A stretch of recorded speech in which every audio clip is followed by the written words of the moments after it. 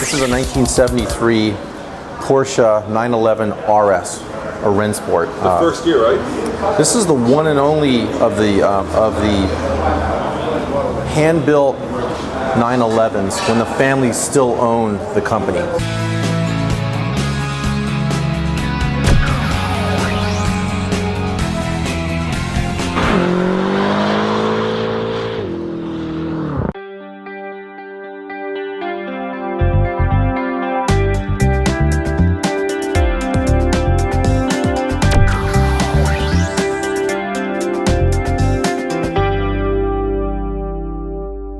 In 1974, that all changed.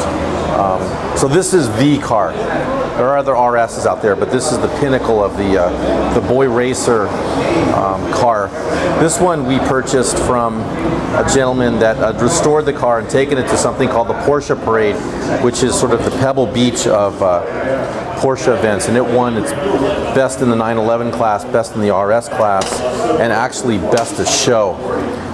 And this is probably one of my favorite cars because it just hauls ass. It makes crazy sound for a Porsche. It's super light and handles like $1 million. What size engine is it? Is it the classic air-cooled? This is a 2.7 liter, and this year they made 2.2 liters, so they bumped up the displacement. Sure. Let's take a look at it. And I take it the car has been lightened to make it as agile and as Porsche did that. Porsche did that, and this is the first year they did something called the ducktail here. Okay. That was the start of the whale tail. You'll see its neighbor is actually a 78 that has what they call the whale tail. That's a turbocharged car. This is a normally aspirated car. Now those turbos were notorious for having snap oversteer. Yeah, because of some turbo lag or what have you. Does this one have it as well? Is this more neutral in terms of? No, this is much more neutral. This is linear in its horsepower and its torque. What draws you to Porsches? What is it about the cars that you like so much? You know, it's funny. If you ask me if I'm a big Porsche guy, I'd probably say no.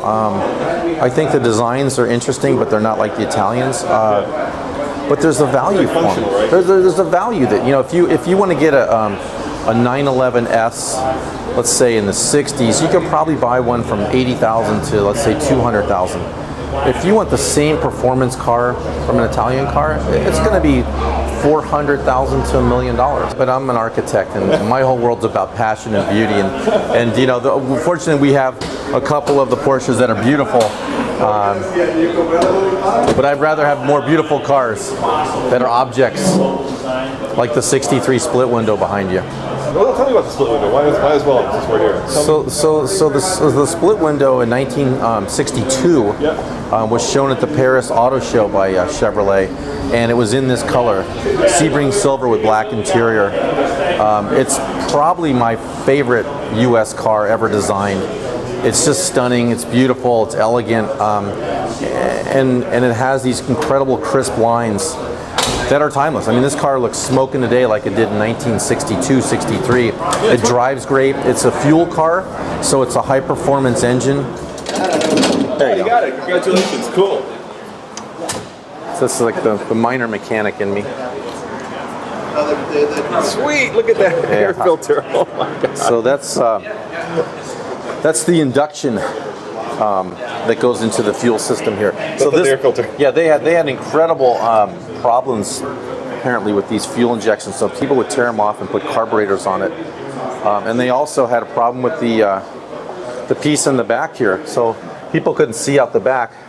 I'm not sure why they cared, but they couldn't see out the back. So therefore, they came and they just cut this. In '64, they removed this. That's what makes it such a classic. It is. It's beautiful. Well, it's what makes it so beautiful. If you find, you know, this rib line that some of the, you know, major Bugattis had all the way down it, when this thing's cut, it's just not the same. So does it run? Is this one start?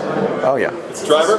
They all start. I drive every one of them. I've got a board that has a list of whenever each car has been driven to make sure that I drive. I try to drive at least 2 or 3 every week. It's important. Thank you very much.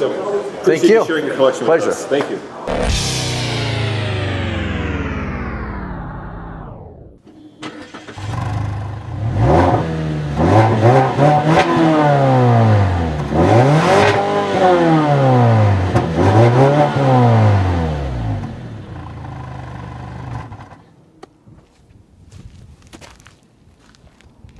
Oh my, this is a gorgeous car. In fact, I would go so far as to say this is one of the best looking sedans on the market today.